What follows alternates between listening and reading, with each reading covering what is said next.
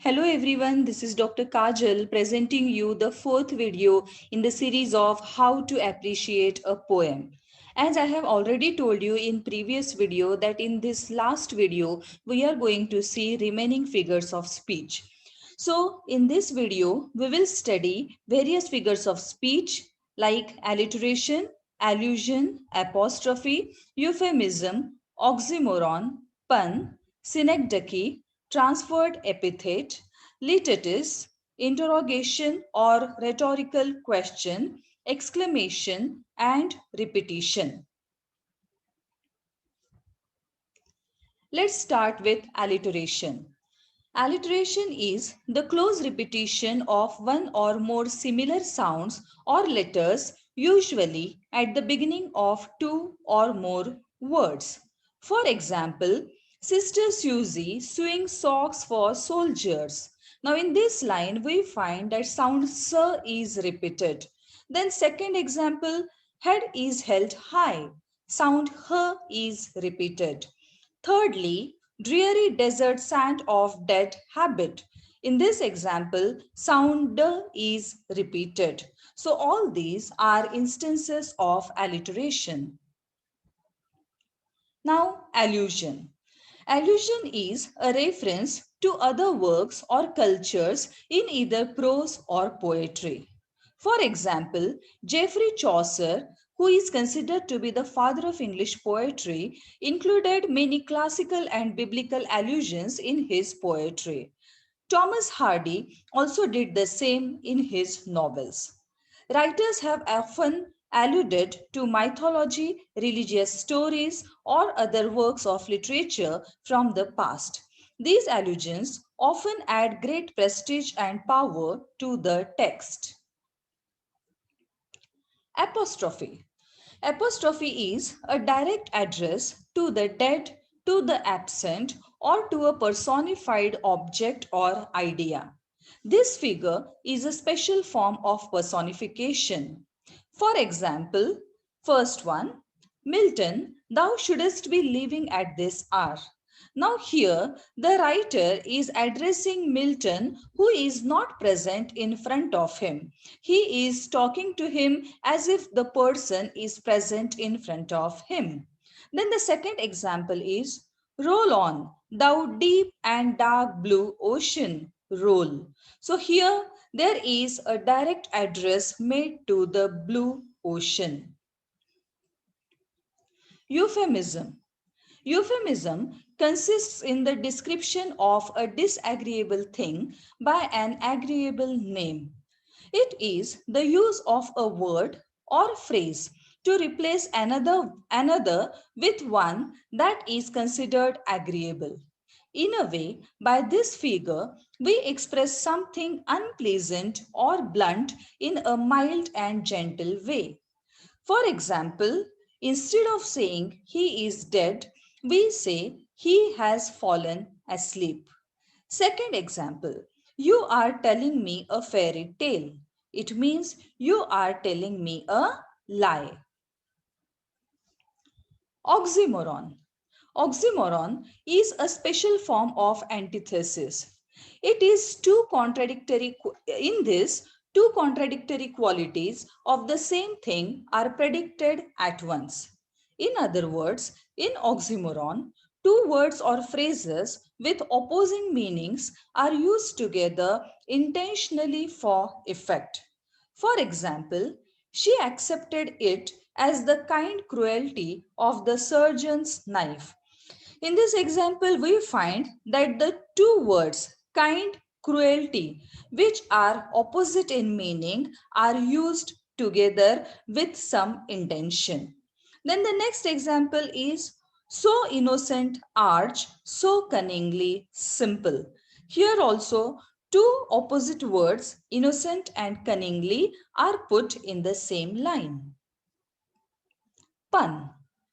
A pun consists in the use of a word in such a way that it is capable of more than one application. It is a type of word play intending a ludicrous, that is, idiotic and unthinkable effect. It is used to cause humor, admiration, or surprise. For example, an ambassador is an honest man who lies abroad for the good of his country. Now, in this example, lies is a word which has got two meanings. One is who stays or who lives, and second one is the one who tells lies. Second example, is life worth living? It depends upon the liver. Now here liver again has got two meanings. One is the person who lives and second one is the body organ liver. Synecdoche. In this figure of speech, a part is used to designate the whole or the whole is used to designate a part. Now, first of all, we will see the examples of a part used to designate the whole. For example, he has many mouths to feed. It means there are many members to whom he needs to feed.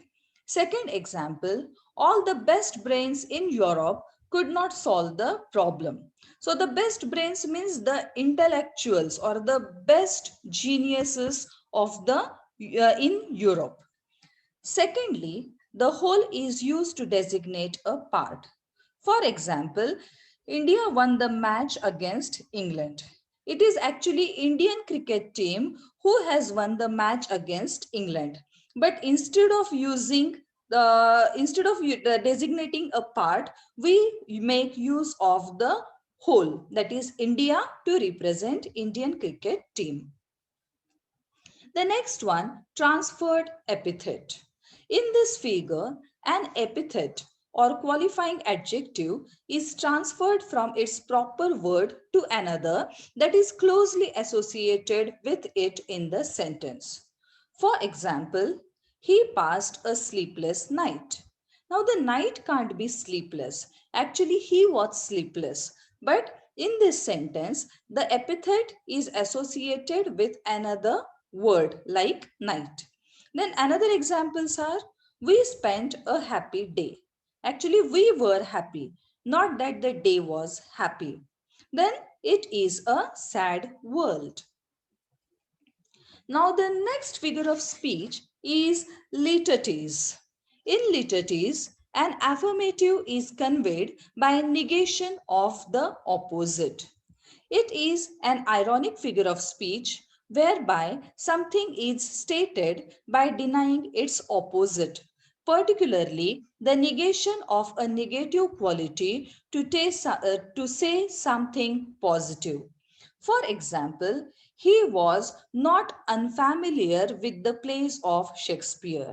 It means he was very familiar with the plays of Shakespeare. Then next, the food was not bad. It means the food was quite good. In the same way, I am not a little surprised. It means I am greatly surprised.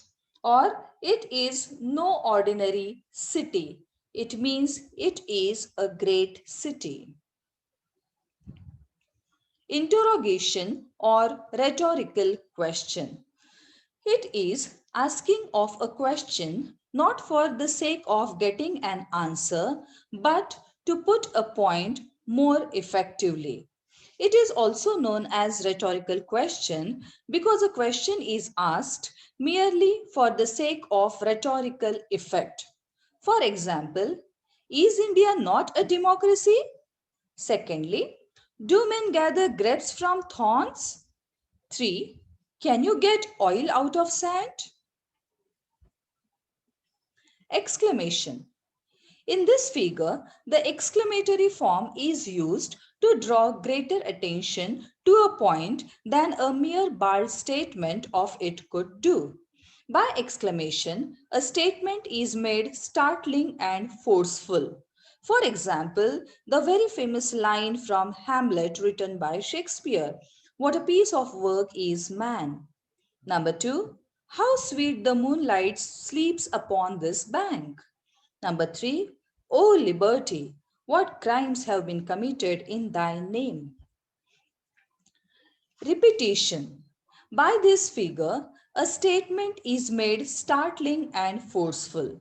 It consists in repetition of the same word or same words. For example, a little grave, a little grave. In this example, we find the words little and grave are repeated. Number 2, alone on a wide sea. Word wide is repeated. For thou, for dust thou art, and shall to dust return. So in this line also we find that the word dust is repeated. So all these were the figures of speech that were left to be discussed. I have finished them in this video. If you like this video, please like, share and subscribe it. Thank you.